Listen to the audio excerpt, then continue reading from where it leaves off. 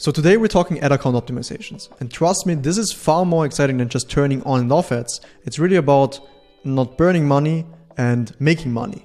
So I would just start off with this quick quote I have right here. And it reads, "The difference between a good and a great media buyer is opportunity cost." And unfortunately, there's a sentiment in our market right now that media buying is dead, that media buying is so simple and you don't really need it. But honestly, it couldn't be further from the truth. Like obviously the platforms, they get simpler and they get better at optimizing. But in the end, it's really about great media buying. It's about the revenue you're not realizing because there's some jerk sitting at the account and he has no clue what he's doing. So today, I would like to teach you really great media buying and decision making. Very simple, but effective. And what you're going to learn is to spot patterns, it's to exploit momentum, it's cutting losses and actually making the biggest amount of profit that you can make in a short period of time with your brand sustainably and profitably, as said.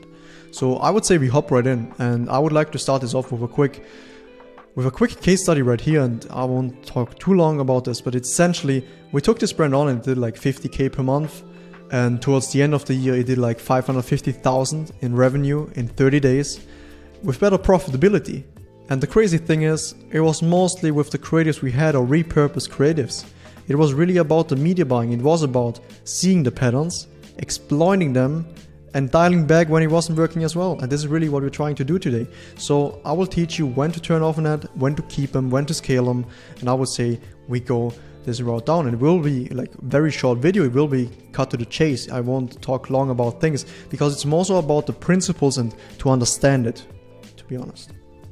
So what are you going to do? Obviously you hop into the ad account or your triple whale or your high rows, whatever you do. And you need to find some basis of truth where you can optimize on. Let's just say this is your date range finder, because it's pretty important for you to understand what kind of time frames you're looking at.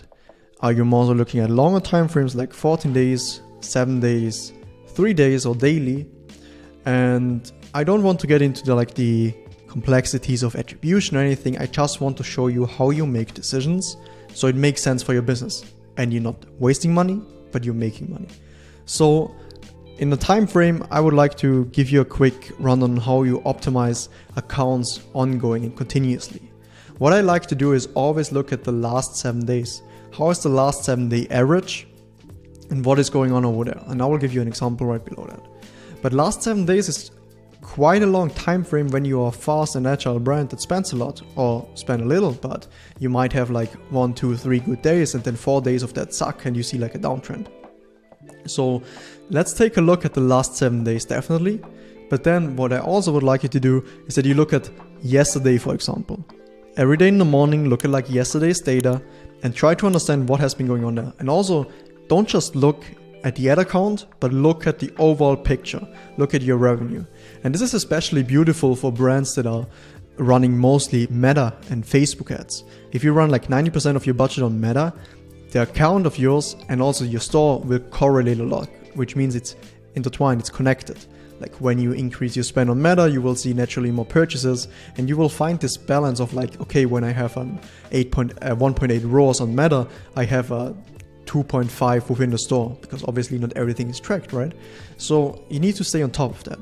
But definitely look at timeframes and look at the actual data in the store. So in this case, let's look at the last 7 days. You see something which I will show you right now. Then you also take a look at shorter time frames. So let's say this is the last 7 days and you see something like this. These are like 5 ads and it's a very low spend. I think it was just 1, 2, 3 days. And what you have right here is you have the spend. I like to sort them by purchases to see where the money is going. And not always, and this is something that people like to tell you, like Meta is so smart, it will show your budget, it will share your budget where it needs to be. But actually, there are more nuances to it. And there can be an ad that has a lot of likes and comments and social proof, which gets a ton of spend, but it doesn't have the best performance. Here it's not the case, but let's analyze this together. So you have 5 ads, and of these 5 ads, you have a very clear winner. Why do you think it's a winner? First of all, it's like 49 purchases. That's much more than the second one or the third one. And this is usually what you see in these traditional ABO and CBO campaigns. It can shift a bit in these ASC campaigns, Advanced Plus Shopping campaigns, because they naturally can target different people in the audiences, and you might have a few ads that are doing similarly well. But let's take a look at this. So you have these 5 ads, one is outperforming. Then we have some other ones that are also generating 10 plus purchases. Then you have some few ones that don't really do anything. So what do? Obviously, you need to have targets, and targets is very, very important for you. And I would really recommend to you that you set channel specific targets. It's so crucial. You set these channel specific targets and you have this overarching profitability target that you need to hit. And this can be based off like a MER or like a ROAS overall, or it can be like a CPA based on channel. It can be a CPA based on like a total customer acquisition cost. Let's just say in this example, we have a CPA of below 20. This is good for the account. And then we have something about like a 2.2 ROAS. I didn't correlate it or anything. It's just like 2 ways to measure it. So you can either take a look at the ROAS or at the CPA. In most cases, I would recommend you look at the CPA. And the reason is the ROAS can over attribute, because it's essentially, the ROAS is the return on ad spend. It's the conversion value divided by the amount that you spend. But sometimes there might be an order that is like huge. It's not even like your average order value, or it might be under attributing, so you don't have enough conversion value in there, and it's not the full picture. Also, like sometimes conversions are missing, but the CPA, the cost per purchase, the cost per acquisition, is a much better indicator usually of acquiring new customers. And this is what your meta channel should be. An acquisition channel solely for new customers. Not to get a fancy ROAS, but to acquire new customers. So let's just say we go with a CPA of 20, and then this becomes really, really easy in this example. So first and foremost, you have a winning ad, which is fantastic. You're crushing it. You have a CPA, a cost per purchase or cost per action of 1566 and a ROAS of 2.8. So it checks the box. Let's take a look at the next one. $147 in spend, 11 purchases, and a cost per purchase of $13.38. This is great too. And here you, by the way, also see the discrepancies, because this brand is probably actually selling just one product with the same value, and you see how this ROAS fluctuates, even though it's just a $2 difference in the cost per purchase. So let's take a look at the cost per purchase. And then the third one actually spent twice as much as the second best performing one, but it has twice as high, double the price of the cost per purchase. So this is far from where it needs to be, right? So what you want to do is that you turn this off. And you can argue about it, like if it's a $21 CPA, if it's like a $22 CPA, do you want to leave it? Do you want to give it some time? Maybe it optimizes again. Also think back, was it like an ad that really ran for many months, many weeks, really, really well? Then you might want to give it a bit of time. Maybe it's just a slow time for this specific ad. But that's why I would recommend to you that you look at different time frames. You look at the last 7 days. You look at the last 3 days. You can also look at yesterday, but don't really make decisions just based off 1 day. Rather look at like 3 days or so. But then you analyze this and you see we keep the first one, we keep the second one, they're great. Like this could develop into a great ad. Might just need a bit more spend, might just need some more likes and comments and social proof, but it could become one of these best performing creatives. The third one, however, it's rather slow, so let's turn it off. Like you're wasting money here. It spent $300, it's not doing anything that you like, it's a bit above your targets, so let's turn it off. Same with the fourth one, it didn't spend a lot. It has 5 purchases, but the CPA is not where you needed to have it. So let's turn it off again. What about the fifth one? It just spent 37 and it got 1 purchase. Now I would keep this ad, but why would I keep it? The reason is this ad could become something one day. Like if it doesn't spend, just leave it in there, because I had ads in there that didn't spend for like a month, and then suddenly something clicked and it just started spending. It became one of the best performing ads, which is pretty interesting. Doesn't happen often, but it happens. So just keep them on. And unless this goes to like a 3 times your CPA, like let's say your CPA is 20, your target, and this goes to like a 60 or even like a 90 or so with just generating 1 purchase, then obviously turn it off. But what I want to tell you about here is that if it just spends a little, then just keep it in the account, because you could do some time in the future really well, and then it would be really a shame if you have turned it off. So you see, we did this, we went through each ad, we took a look at different time frames, and we see, okay, well, this is looking good. We keep this one, we keep the second one, we turn off this one, and we turn off that one. Now what will happen to the account?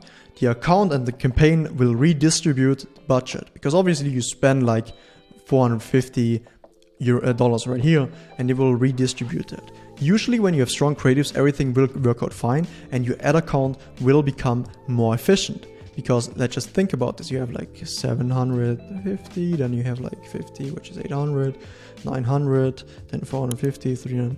Yeah, like almost like 30-40% of this spend is like wasted on ads that are not doing so well. So when you turn them off and you push them on CPAs and ads with like these, you're much more profitable and you're making much more money just from these simple things. And you actually help Facebook make a right decision. That's why I say optimization is so important. Right. So we optimize this ad set, you keep it running, it is doing well, it is crushing. And this is basically the same process for the ad sets as well. Like the ad sets or the campaigns, you can apply the same principles. Have targets, compare them, and then when you compare them and you feel like it makes sense to turn something off or keep it, then do it. But you need to make decisions within the ad account, but don't overdo it. Like don't do it every day. More so like do it every 2 to 3 days. Look at last averages, as I said. And also calculate in that weekends might be better for you, whereas the weekdays or like Monday, Tuesday, Wednesday or so might be a bit slower. Definitely account for that. And by the way, you can also look at that, like you can export your list of purchases and when your strong days are. And we often like to do this just to launch the creatives on very strong days because these initial signals are so important. So you can also do something like this. This is more advanced. So now you turned this off, you kept the restaurant running. What do you do with the rest? Like let's say that was a creative test and it's proven to be a winner, obviously. What do you do with that? How do you scale it? Because you need to make the most out of it.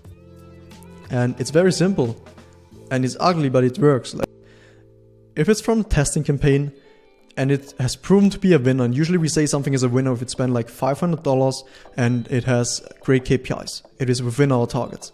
Then we take the post ID, and there is another video on my channel which explains you how to get it. It's like basically the identity of the ad, the identifier of the ad to keep all of the likes and comments which you got from your testing phase on this creative, because these likes and comments are very powerful for this ad. And then you put it into a scaling campaign. You import it, you let it run for a few days and you see how it does. Can it really prove itself? Can it really like go hard and scale? Then great, keep it there. If it doesn't prove itself, then just turn it off. And if it drains money, the same exact decision making which I showed you right now. And then the second thing is you also want to scale these ad sets. So let's say this was a creative test. I see so many people like asking me, should I turn off the creative test if I'm done with creative testing? Like obviously not. Like if it's working well, if it's crushing, increase, scale the shit out of it. Like when you have this ad set, I often have these ad sets and they started like $100 a day or so. And sometimes they scale up to $1,000, $2,000 a day in spend just from the start. And all it did was like increasing it a bit, nurturing it a bit. And it was just crushing. Like this is great. It couldn't be better for your account. Keep these winning creative tests running and increase them.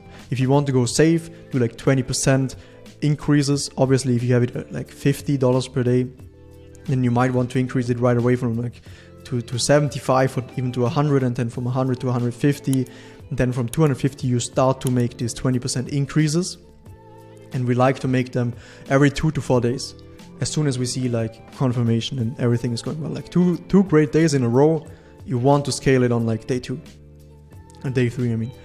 So, and this is then pretty important. Like sometimes you will have these creatives and they just crush, and it will allow you to spend more with a better CPA. And then you need to exploit that momentum because it's so important. It's with the case study I showed you right here, it's just 6 months or so, but within a very short time frame, I think like within a month and a half, they went from 100K per month to 300K per month in revenue. And all it took was like seeing the confirmations right, seeing the patterns, seeing the right creatives, isolating them in the scaling campaigns, increasing them in testing campaigns, and then suddenly it was working really well and it was just crushing. So definitely do that. And then the 20% rule is also applicable for the scaling campaigns, especially if they spend more. I wouldn't recommend ratcheting up like a campaign from 2K to 4K and then just let it spend, because it's like when you give a very poor man $1,000, like, what is he going to do with it? He will spend it, and probably not in the best and most efficient way. And the same thing is with Meta. If you just give it too much budget from like another standard you had, like spending 1K per day for a week, and then suddenly you increase it to like 5K, probably that day is going to suck. Like, it's not going to be good. Much rather increase it, especially if you have like smooth scale up, you have a good forecast for your year, you know where you need to go, and it's not like a sale happening. Sales are a completely different story. You need to rack up the budget as much as you can, and you need to do the best with that. But there are other videos on this account that explain how to scale an account efficiently, and I would also like to refer you to that. But apart from that, it's very simple. Again, let's go through it. Have your time frames, and this works for Meta and all the attribution tools as well. It's about understanding your metrics. Looking at time frames, different time frames too, not just the last 7 days, but look at the last 3 days, for example, last 4 days. Yesterday, what has happened? You have your targets and you compare your ads and your assets against these targets. Are they good? Great. Are they like mediocre? Well, maybe keep them, like depending on the history of the ad, or do you want to give it a bit more spend? Then if you keep them, how do you make the most out of it? First of all, you test them where they are in this campaign, in this ad set. You want to take it up a step? Then go and put them in a scaling campaign and do the same thing. And you see how repetitive it is, but once you get like a good grasp of the ad account, once you compare your overall revenue and everything you do in your Shopify store with what you do in Meta, you will become really like unbeatable. Like, it will be insane how fast you can scale when you see when things are performing. And there can really be this ad. I scaled this one account from like 1,000 a day to 6,000 a day in spend, I think in like 4 or 5 days. Just because this ad was crushing, I could increase it and increase it and increase it and just hit the ceiling at like 6K per day. But until then it was crushing, and no other creative could really do that. And sometimes you have these kind of momentum phases, and then you need to scale. Then it's not the right thing to just fuck around and do whatever and keep on with your life. It's about taking advantage. And one really cool thing that, or one thing that I really heard early on, is that one of my mentors told me, to scale, you need to have balls. And it's actually true. Like, you need to have the balls to scale, and you need to be able to seize opportunities. And this is what I like to give you with this very kind of robust but simple decision-making framework, so you can make the most out of it, cut everything that is not working, keep on scaling what is, and there's no way you cannot succeed, honestly. So I hope this was helpful, and if you have any other questions, please drop them down below in the comments, or also if you have any suggestions for videos. I truly appreciate the feedback I got on the last ones, to be honest. I heard from a lot of people that they like the videos, and also that they're in groups and stuff like that people are referring to it. So that is really, I appreciate that, and I appreciate you sharing it. So thanks so much for that. I hope this was helpful again. And if you need anything else, just let me know. Appreciate you watching, and I'll see you in the next one.